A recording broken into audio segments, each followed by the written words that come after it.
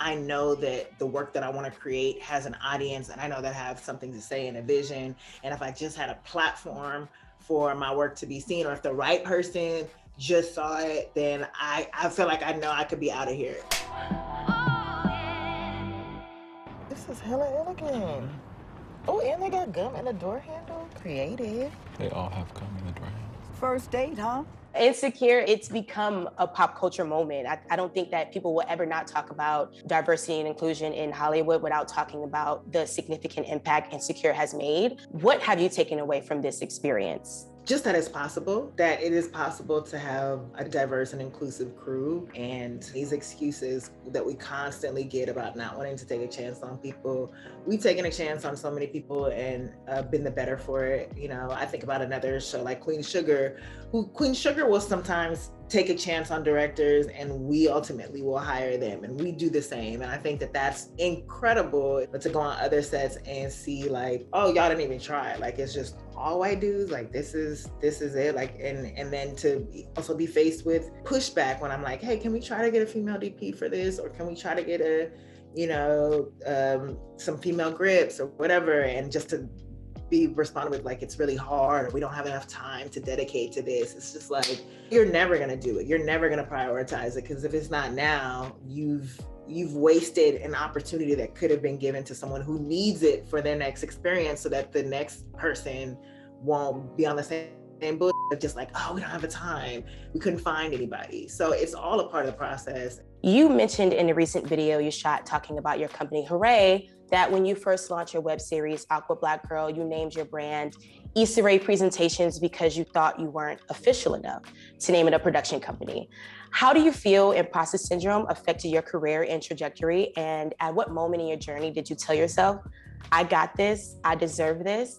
Or is this still something that you struggle with? The imposter syndrome really set in when I had something successful. When Aqua Black Girl was successful, I started getting more opportunities to do other things. I just felt like, what if that's all I have? What if that's all I can do? For me, it just came down to pushing through it. Is this all you want to do? Because it's gonna come down to you at the end of the day. And your confidence or your lack of confidence is gonna reflect in what you end up doing. So be confident about what it is that you are putting out there. There are definitely moments to this day where I'm like, am I good enough to make this happen? Has my time expired? And for me, it's just about powering through and convincing myself why I'm here and why I'm meant to be here. When you got that green light for Insecure, how did it feel knowing that your career was going to change forever? When I got the series green light, like it's going to air, that was a different kind of pressure.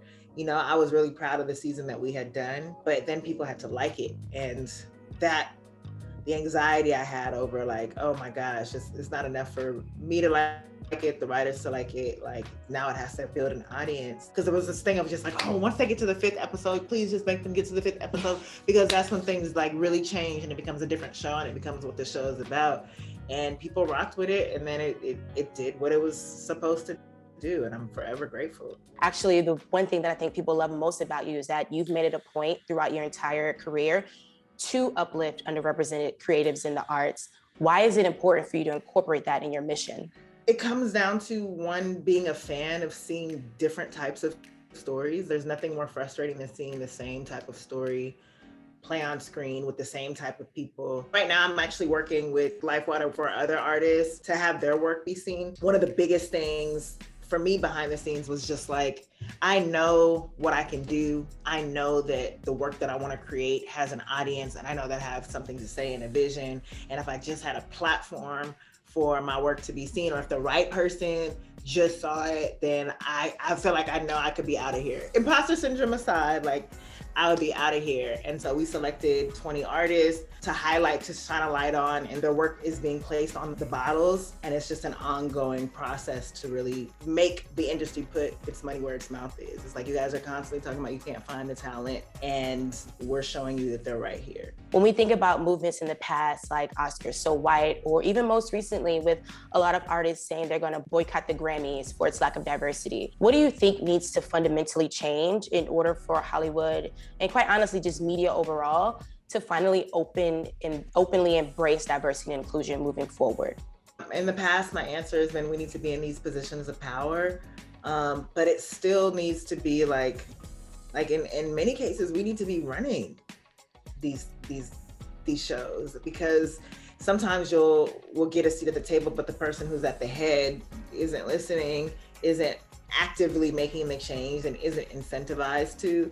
So some of these threats also feel empty of like, we're gonna boycott the Grammys, we're gonna boycott the Oscars, but talent is still there. You know, people are still performing, and so their pockets haven't necessarily been hit in a way that affects them to make any change. So I think we're incrementally getting better.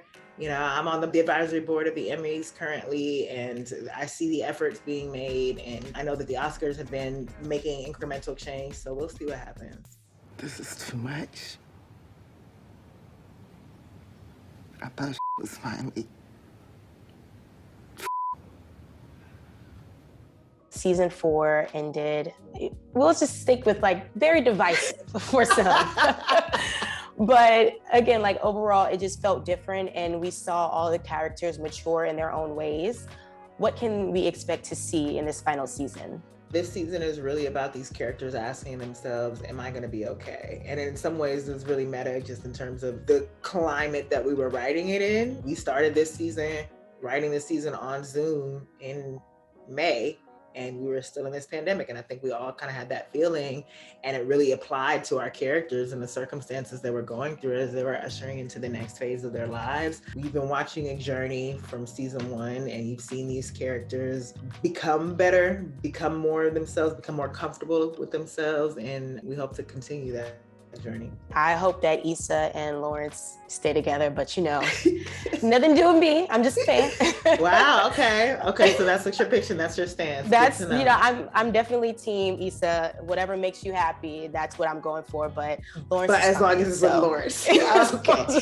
So, but in spite of what happened in season 4, you're still like, they need to be. Look, I'm working through some of my toxicity, just like Issa. That's why I relate to her so much. Okay. Yeah, shine on toxicness. Let's go.